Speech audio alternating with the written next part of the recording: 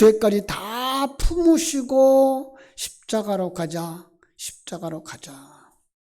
먼저 본인이 십자가의 죽음과 부활을 보여주시면서 우리를 이끌고 죽음과 부활을 통과시켜 완전히 하나 되어지는, 떼어놓을래야 떼어놓을 수 없는 하나됨을 성경은 뭐라 그런다? 신부, 하나님의 신부라고 말하는 거예요. 이것이 바로 혼인에 담아준 아주 깊은 영적인 의미인 겁니다. 오늘 본문은 혼인잔치로 부름받은 사람들, 초청받은 사람들의 이야기를 하고 있습니다. 그 속에다가 우리 구원의 이야기를 담아주신 것, 이건 벌써 우리가 다 잘 아는 사실이죠. 그렇다면 그 성경 해석과 적용도 구원에 관한 사실로 가야 될 거예요. 그러니까 영적 상황들의 이야기인 거예요. 자, 성경 속의 혼인 이야기가 여러 번 그래서 반복해서 나오죠. 세상의 많은 사건들과 상황들, 그 단어들을 하나님이 보이지 않는 나라, 하나님의 구성원들과 그 관계, 그 상황을 설명하는 교재로 사용하고 계시기 때문에 그런 거예요. 왜냐하면 하나님의 나라는 이 세상 것들과 비교되지를 않아요. 그래서 이 세상 것들로는 볼 수도 없고 느낄 수도 없기 때문에, 그죠? 전에도 말씀드렸어요. 하나님이 십계명을 시내산에 올라온 모세에게 주시죠. 그런데 그 십계명의 내용은 놀랍게도 그 당시에 그 이미 애굽에 있었던 함무라비 법전이라고 그렇게들 말하죠. 그래서 십계명보다 함무라비 법전이 먼저 있었어요. 이렇게 얘기하는 사람들도 있어요. 맞습니다. 그들이 알고 있는 그 내용을 십계명에다가 기록하면서 요약해서 내용을 주시면서 거기에 진리를 담아서 주신 거예요. 그렇죠? 이 세상 곧 유대인들에게 습관화되어지고 전통화되어진 지금 결혼의 이야기를 통해서 또다시 한번 하나님과 구원받은 자기 백성과의 관계, 그 속에서 필요한 신부들의 모습을 이렇게 담아서 주면서 해설자를 붙여주셨죠. 해설자, 바로 설교자예요. 오늘 보면은 요한복음에 나오는 가나의 혼인잔치와 조금 다른 배경을 가지고 있어요. 그죠? 성경 속에 나오는 이야기들이 다 그때에 그것을 기록한 사람마다 하나님이 원하시는 내용을 거기다 담아서 보내주는데 어떤 내용인가가 조금씩 다른 거 알 수 있죠. 자, 마태는 오늘 혼인에 관한 구원의 내용을 어떤 걸 담아 놓았을까? 21장을 먼저 볼게요. 먼저 앞으로 한 장 먼저 가서 21장에 가면은요, 예루살렘으로 예수님이 입성하시는 그림을 배경으로 가지고 있어요. 자, 예루살렘에 입성해서 어떤 일 하셨죠? 12절 이하에 성전을 청결케 하시는 사건이에요. 자, 이 두 가지만 볼게요. 예수님이 성 안으로 들어오셔서 성전을 청결케 하신다. 어떤 이야기를 그랬죠? 그죠? 진리의 성령, 복음이 예수라는 옷을 입고 내 안으로 들어오시는 것. 그죠? 내 안에 들어오시면 어떤 일을 하신다? 옛 성전, 내 속에 있는 옛 사상과 형식, 가치관, 이걸 헐어요. 그리고 헐라고 요구하셔요. 무엇으로 헐 수 있을까요? 진리의 말씀으로. 헐라, 그리하면 내가 사흘 동안에 새 성전을 세우리라. 무엇으로 세울까요? 역시 진리의 말씀으로. 헐어야 하는 것들이 뭐냐? 자세하게 설명했어요. 그래서 진리를, 하나님의 뜻을 오해하고 있는 유대인들, 그리고 이 시대에 내 속에 옛사람, 마치 포도원의 농부와 같구나. 마치 어리석어서 혼인잔치에 초청하고도 거절하는 자들과 같구나. 그거 무너뜨려야 하는 거야. 그 얘기를 24장 1절로 2절에서 못 박아주셨던 거죠. 그죠? 성경은 이렇게 스토리를 가지고 있어요. 그래서 그걸 스토리를 가지고 읽으면 재미가 있죠. 그리고 감격이 있죠. 영화를 보십니까? 영화를 보실 때도 마찬가지예요. 영화 속에는요, 작가가, 감독이 어떤 메시지를 담아서 우리에게 주고 있는데요. 그걸 읽어내지 못하면 영상의 움직임을 따라서 그냥 울기도 하고 웃기도 하다가 끝나버려요. 그건 표피적인 감정이고 일시적인 것뿐이에요. 그러나 감독이 그 영화 속에 전달하고자 하는 메시지를 읽어낼 때 그 감동은 깊고 한참 가죠. 때로는 일평생 그의 일생에 영향을 주기도 하는 거예요. 그것을 찾아내서 평가하는 대회가 국제영화제죠. 예. 미술도 마찬가지예요. 여러분, 미술관에 가서 전람대에 전시되어진 그림을 보신 적 있나요? 가끔 어떤 사람이 그래요. 저런 그림을 누가 돈을 주고 사? 우리는 어떤 그림만 좋아해요? 사진같이 정확하게 그려진 것만 보려고 그래요. 그런데 그 그림은요, 그림을 그린 사람이 그 그림 속에다가 의미를 넣어서 그렸거든요. 그러니까 그 의미를 읽어낼 수 있는 실력이 없으면 그 그림을 평가할 수가 없는 거예요. 그런데 그 화가는 그 속에다가 엄청난 그 뜻을, 그리고 자기의 꿈을, 그리고 세상에 대한 풍자를 거기에 담아서 주고 있는 거죠. 이걸 우리 가까이에 있는 우리들의 이야기로 가지고 오면요, 자녀들이 부모님을 이해할 때도 마찬가지예요. 부모님의 언어 속에, 부모님의 행동 속에 아버지가 내게 주려고 하는 메시지를 읽어내지 못하면 철이 안 든 거예요. 철없는 사람처럼 살죠. 그래서 뭐만 좋아해요? 아버지 손에 있는 초콜릿만 좋아하는 거예요. 아버지가 주는 돈만 좋아하는 거예요. 그걸 보고 좋아하고, 아버지가 회초리 들면 회초리를 맞고 우는 것뿐이죠. 나중에는 아버지가 잘해준 것 깊은 의미는 알지 못하고 못해준 것만 생각나서 불효자가 되는 거예요. 그러나 부모님의 언어, 그 행동, 그 속에서 메시지를 읽어내는 자식은요, 오래오래 아버지의 사랑을 기억할 수 있는 효자가 되는 거예요. 우리는요, 보이는 것이 다가 아닌 그 속에 담아준 의미들을 읽어내는 훈련도 이 세상에서 받고 있는데, 그래서 성경 읽을 때는 그걸 보지 못한단 말이에요. 아니에요. 성경 속에도 그렇게 깊은 진리가 담겨져 있는 거예요. 그걸 읽어내지 못하면 그가 눈이 열리지 않은 사람이에요. 설교를 들으면서도 그 설교 속에 내게 주시는 하나님의 메시지를 듣지 못하면 그는 귀가 열리지 못한 사람이에요.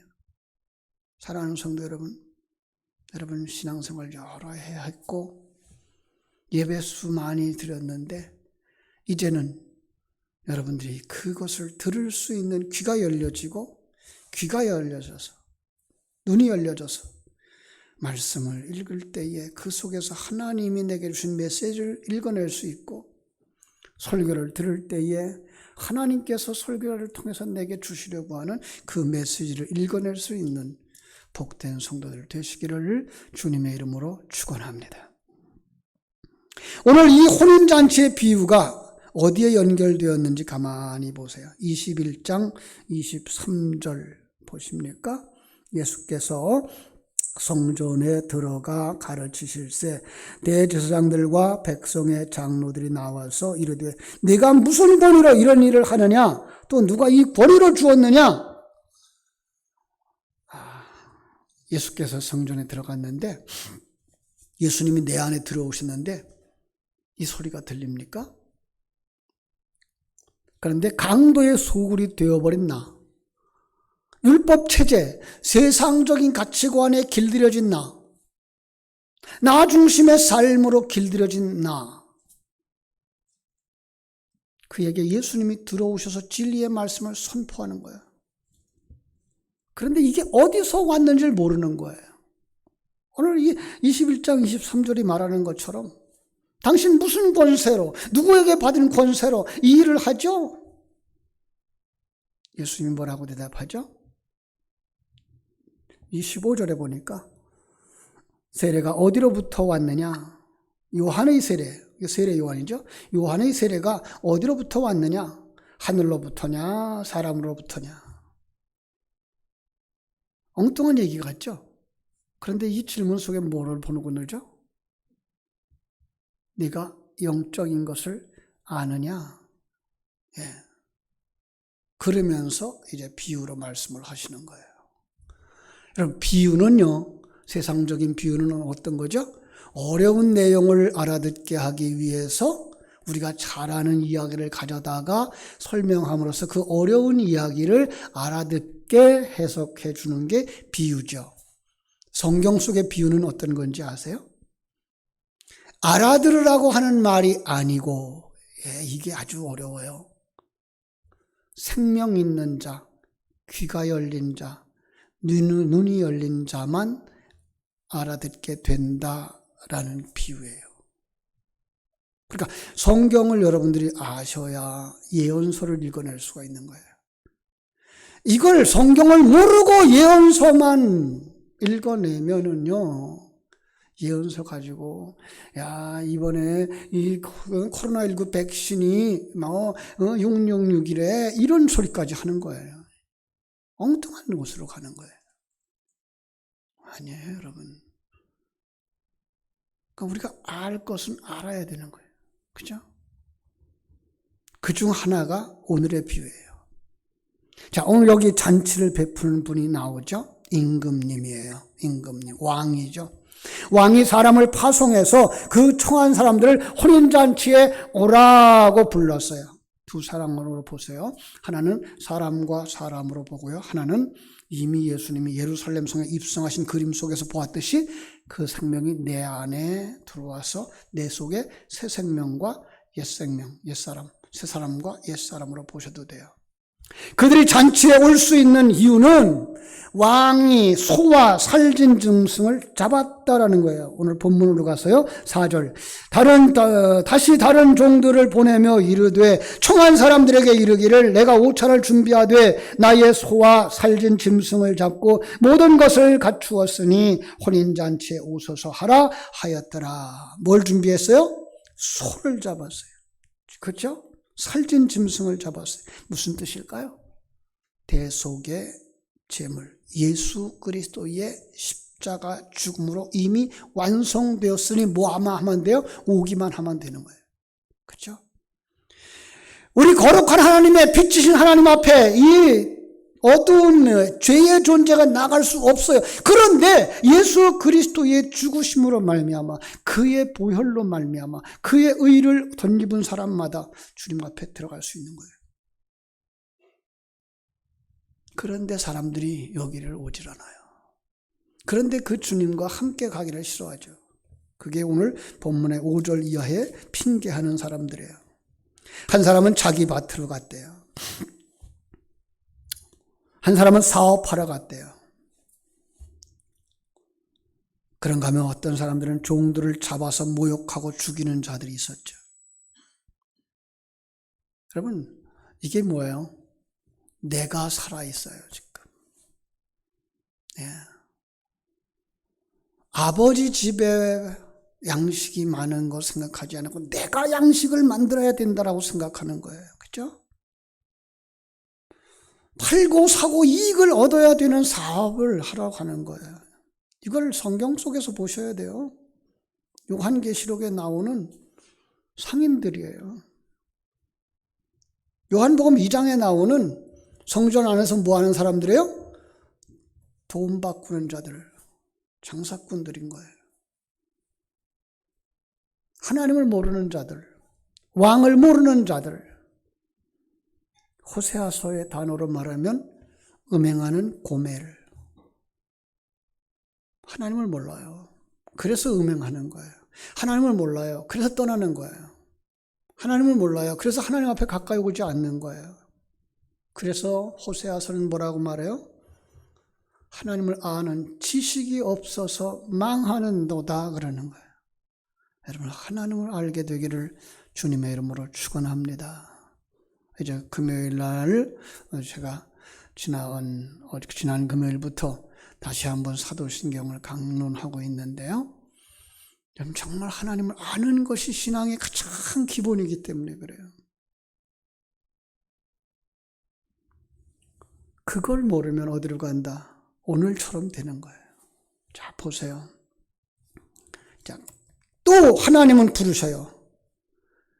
9절에 보니까 네 길로 가서 사람을 만나는 대로 청하라. 자기 백성 찾으시는 하나님. 무슨 뜻일까요? 먼저 생각할 것은 구원의 강론할 때 나오는 조건 없는 선택이에요. 여러분, 우리가 예수 앞에 나온 것 어떤 조건 때문에 나온 것 아니잖아요. 하나님이 그냥 부르셨어요. 남자나 여자나, 그죠? 가난한 자나 병든 자나 다 부르셨어요. 무조건적인 선택. 자, 그리고 조금 눈을 옮겨서 창세기로 가보겠습니다. 창세기 24장에 어떤 상황을 우리가 보려는지 아시겠습니까? 아브라함의 종이 아브라함의 신부감을, 이삭의 신부감을, 아들의 신부감을 찾으러 오는 그림이에요. 왕이 종들을 보낸 그림이죠. 그걸 성경은 어떻게 그렸어요? 아브라함이 종을 보내서 아들의 신부감을 찾는 거예요. 이 시대에 주의 종들, 사역자들, 친구들을 보내서 구원받아야 될 하나님의 사람을 찾는 거예요. 어디로 가죠? 우물가. 우물가에 뭐가 있기 때문에? 물이 있기 때문에. 그죠? 창세기 24장 17절에 보면 거기 오는 소녀에게 종이 마주 달려가서 말합니다. 네 물 항아리를 기울여 내게 조금 마시우라. 너 항아리지? 우리에게 묻는 거예요. 너 질그릇이지? 네 안에 어떤 물이 있는지 쏟아봐. 물, 이건 돌이에요. 이건 진리예요. 생명이에요. 너 어떤 생명 가졌니? 어떤 진리를 가졌니? 더 쉽게 말하면 내 신랑이 내게 준 빙패물 내놔봐. 너 지금 그리스도의 신부가 맞아? 이렇게 말하는 거죠. 이 얘기를 누가복음 15장으로 가면요. 10드라크마를 가지고 있는 여인이 그 드라크마 중에 하나를 잃어버렸어요. 그가 어떻게 한다고요? 찾도록 열심히 청소하면서 그걸 찾는다. 왜요? 그거 잃어버리면 그리스도의 신부로 인정받을 수가 없기 때문에. 그죠? 마태복음 25장으로 가면요. 등을 준비하고 기다리는 처녀로 그려놓았죠. 신랑이 오면 어떻게 해야 돼요? 신랑이 준 그 빙패물을 내놔야 돼요. 증거물을 내놔야 돼요. 그랬더니 5명 처녀는 기름과 등을 다 준비했어요. 그래서 여기 있어요. 신랑이 그래 사랑한다. 나의 신부야. 그리고 문 안으로 들어가는 거예요. 근데 5명은요. 그걸 준비하지 않았어요. 그것이 없어요. 그래서 어떻게 돼요? 잔치자리에 들어가지 못하는 거예요. 이제 그것을 내 안에 두 부분으로 보셨으면 좋겠어요. 그래야 난 구원받은 자, 저 사람은 구원받지 못할 거야. 이렇게 평가하지 않고 설교를 들을 때 나에게 말씀하시는구나로 들려질 수 있어요. 그렇습니다. 여러분 설교를 들을 때 오늘 이 말씀을 내게 주시려고 하나님이 이 예배 속에 이 설교자를 통하여 이 본문을 통하여 말씀을 주시는구나가 느껴져야 돼요. 그거 받아가지고 가셔야 돼요. 이거는 친구가 들었으면 좋았을걸. 이 설교는 우리 남편이 들었으면 좋았을 텐데. 이러면 안 되고 하나님은 오늘 이 시간에 내게 이 말씀을 주시려고 주의 종을 택하셨고 주의 종을 훈련시켰고 많고 많은 성경 본문 중에서 이 본문을 택해서 오늘 내게 주시는구나. 이건 내게 철호의 기회야. 그래야 여러분들이 은혜 받는 삶 살고 생명 있는 삶을 살아가는 거예요. 아, 나는 어떤 사람이었다고요? 핑계 좋은 사람. 아니요. 그 자리는 떠났어요, 이미. 어디로 들어왔어요? 잔치 자리에 들어왔어요. 그죠? 10절이에요. 혼인잔치에 손님이 가득한지라. 오늘 온 교회의 모습이에요. 전 세계 교회의 모습이 이랬으면 좋겠어요. 아니요. 그런데요. 왜 거기에 왔을까? 이게 문제예요. 진리가 왜곡된 시대에 살아가고 있습니다. 예수 믿으면 복 받는다. 예수 믿으면 병 고친다. 예수 믿으면 성공한다. 예수 믿으면 출세한다. 이런 말만 들으니까는 사람들이 모인 거예요. 한국 교회도 그런 시절이 있었죠. 제가 중국에 사역할 때 중국 교회가 그랬어요. 건물만 지으면 가득가득 차는 거예요. 제가 섬기고 있던 교회 하얼빈의 임마누엘 교회도요. 한 5,000명이 들어간다고요. 3부 예배를 드려도요. 자리가 없을 정도로 찬다고요.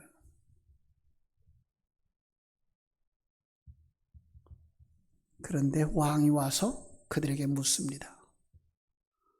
빙패물 있나? 여러분, 오늘 본문에는 그걸 뭘로 표시하는가 하면요. 유대인의 풍습잔치에 오는 손님들로 표시하고 있어요.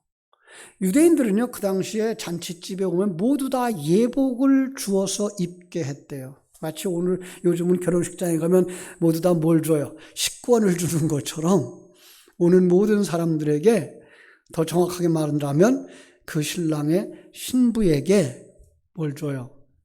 세마포를 입혀주는 걸 이거를 그 유대인들의 상징 속에서 결혼식의 예표 속에다가 담아주신 거예요.